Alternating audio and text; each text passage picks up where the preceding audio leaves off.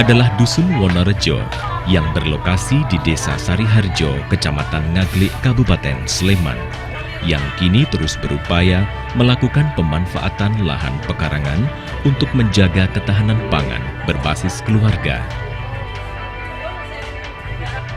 Wilayah yang 75% warganya berprofesi sebagai petani tersebut memiliki penduduk berjumlah 704 jiwa yang terdiri dari 226 kepala keluarga. Pada pertengahan 2005, warga mencoba memanfaatkan tanah kas desa sebagai kandang ternak dengan mendirikan kelompok ternak tani Ngudi Makmur. Hal tersebut sebagai salah satu upaya warga untuk mengawali usaha yang berbasis kelompok yang muaranya dapat mensejahterakan para anggota. Sebelumnya, para warga memelihara ternaknya di dalam kampung, namun dampak atau limbah menjadi permasalahan yang cukup serius.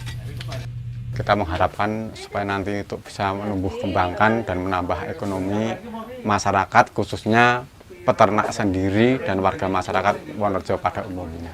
Untuk lahan, karena ada juga kepedulian pemerintah desa khususnya kepada masyarakat Wonorejo kaitannya dengan masalah ternak, ini kita mendapat fasilitas menggunakan kas desa, status pelungguh atau bengkok dari Bapak Dukuh setempat seperti itu.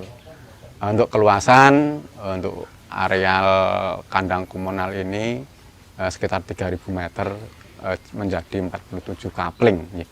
Nah, ini untuk masalah tempat untuk ini pembuatan kandang komunal tersebut seperti itu.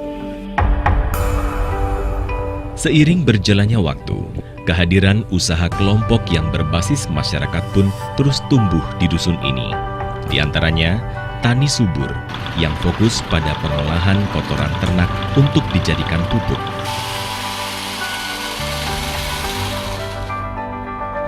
Kelompok wanita tani Ngudi Makmur yang mengelola keanekaragaman hayati mulai dari taman RT, pemanfaatan lahan pekarangan, hingga beragam tanaman obat serta pembibitan beragam tanaman. Ketiga adalah Tirto Wono yang bergerak di bidang pengelolaan air bersih. Pengelolaan tersebut dimulai dari hulu hingga hilir, yaitu memanfaatkan sumber air dan didistribusikan ke warga dengan sistem iuran per bulan. Keempat adalah unit Tirto Gondo, yaitu unit yang melakukan pengolahan limbah cair yang berasal dari rumah tangga.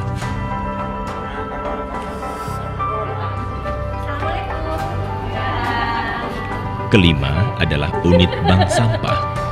Unit yang dikelola oleh sejumlah ibu-ibu ini menampung beragam jenis sampah yang nantinya akan diteruskan kepada pengepul, di mana hasilnya nanti juga akan dikembalikan ke warga penyetor sampah.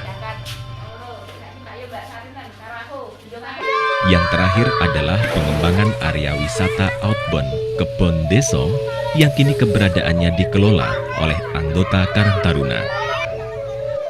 Beragam fasilitas disediakan, diantaranya flying fox dan juga kolam renang, serta paket untuk berkeliling desa untuk mengenal keanekaragaman potensi desa Wonorejo. Saat ini, pengukuhan kelompok tani sudah menjadi kelas madya, dan sejumlah prestasi pun sudah berhasil diraih.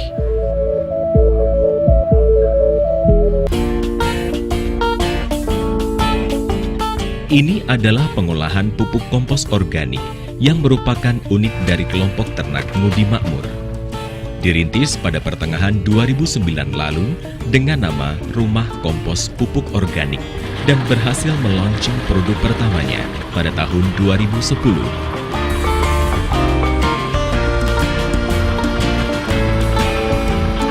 Dengan tujuan menciptakan lapangan kerja serta mengembalikan tingkat kesuburan tanah yang bermuara pada kearifan alam, unit kerja yang kini bernama Tani Subur tersebut kini memiliki 11 tenaga kerja yang meliputi 3 orang sebagai pengambil bahan baku, 7 orang menangani proses, serta 1 orang mekanik.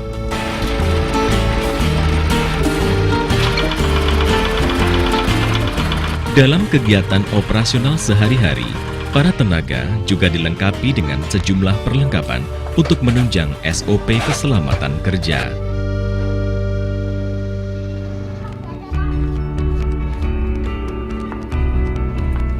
Sementara itu, untuk mendapatkan sumber bahan baku, kotoran ternak didapatkan dari sejumlah kelompok ternak di wilayah Sariharjo, serta dari Asosiasi Pengolah Pengelola Pupuk Organik atau APPPO.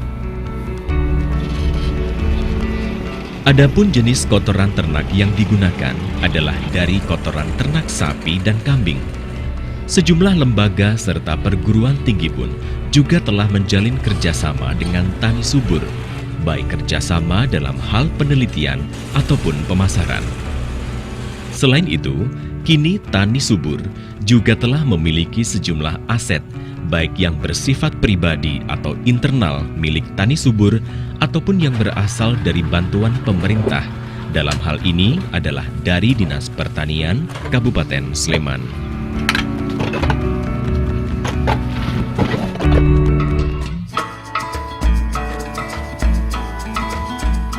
Adapun proses pembuatan pupuk organik meliputi 7 tahapan.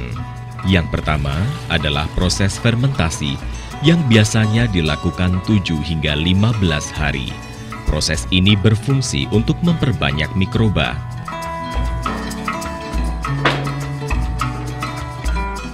Proses yang kedua adalah proses sisir yang berlangsung antara 2 hingga 3 hari. Proses tersebut dilakukan untuk meratakan mikroba dan membantu proses pengeringan.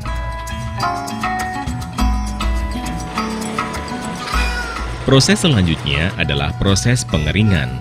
Proses ini memakan waktu 2 hingga 5 hari. Proses ini bertujuan untuk membantu mempermudah proses selanjutnya, yaitu proses penggilingan.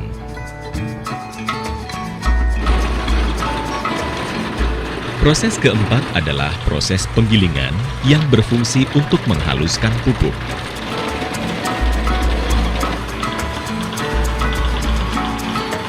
Selanjutnya adalah proses penyaringan untuk memisahkan berbagai sampah plastik atau kerikil yang tercampur dalam pupuk.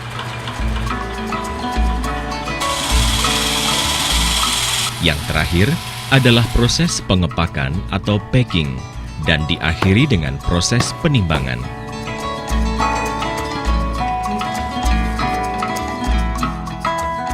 Mengenai pemasaran, kini Tani Subur berhasil memasarkan pupuk organik hingga sebagian wilayah Jawa Tengah, wilayah Batu Raja Pulau Sumatera, dan juga wilayah Kepulauan Kalimantan, yaitu di Samarinda.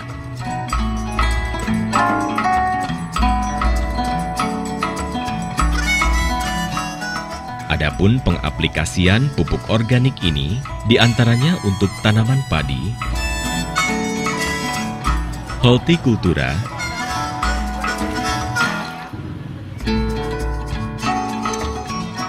buah, tebu, tembakau, serta tanaman hias. Tujuannya di sini untuk membuka lapangan pekerjaan. Selanjutnya untuk meningkatkan ekonomi warga setempat. Lantas bermanfaat memulihkan kondisi tanah yang sudah rusak karena unsur-unsur kimia. termasuk mengurangi dampak-dampak lingkungan, pencemaran, dan sebagainya. Keempat, mengubah perilaku, kebiasaan pola tanam petani supaya mendapatkan hasil panen yang maksimal. Pupuk adalah sumber tambahan zat hara yang diperlukan untuk mengatasi kekurangan nutrisi pada tanaman. Terlebih, apabila pemilihan pupuk menggunakan pupuk organik diharapkan turut serta dalam menjaga ekosistem, utamanya adalah mengembalikan tingkat kesuburan tanah.